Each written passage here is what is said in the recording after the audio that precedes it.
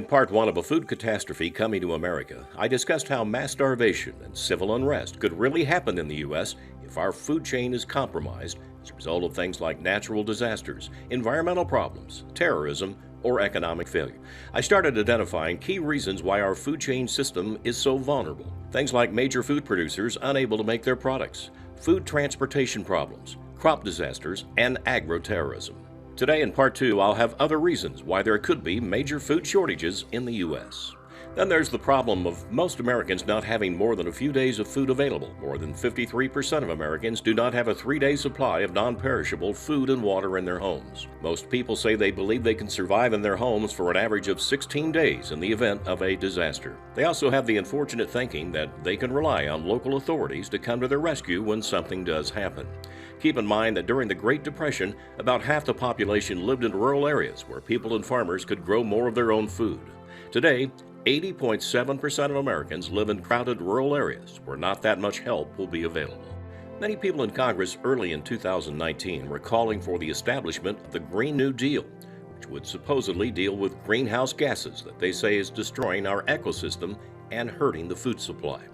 Proponents of the Green New Deal report that farming in the U.S. is responsible for 9% of greenhouse emissions. They're wanting sweeping changes to farm overproduction, chemicals allowed to be used, and the need for renewable energy to virtually eliminate tractors and other equipment requiring combustion diesel engines.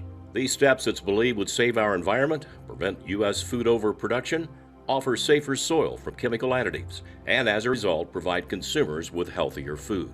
While people all should want a healthier and safe agricultural environment, if many of the Green New Deal policies get enacted, it could drastically reduce food production supplies and reserves. Just with the case of combustion farm tractor engines, farmers have no real viable alternative presently to run their tractors, combines, and trucks efficiently off the market. Some electric tractor prototypes are starting to be developed, but they still are years away from full use. If internal combustion engines are done away with too soon, it could create critical food shortages for Americans. Presently, American farmers are battling several issues for their survival. Regulated low prices, bad tariffs, and the inability to export have all cut into the salaries of U.S. farmers. Average farm income has fallen to near 15-year lows recently, and in some areas of the U.S., farm bankruptcies are soaring. And with slightly higher interest rates, many farmers don't see borrowing more money as an option. The increase in bankruptcies was driven by woes in Wisconsin's dairy sector, shrunk by about 1,200 operations, or 13% from 2016 to October 2018. The government's only answer so far is giving more farm subsidies to farmers, placing the burden on the backs of the U.S. taxpayer. This welfare continues to pass the burden along to others while destroying the food industry. Nothing will see the U.S. spiral into total disarray like a lack of food. Unfortunately, many scientists have already predicted that the global food supply system is broken. Where will this all go? I don't know exactly, but there are ominous signs that the U.S. food supply process could be in deep trouble. And with a few turn of bad events, we could see food catastrophes like we've never seen before. Maybe all of us should have a little more food on hand just in case these major food shortages actually come about.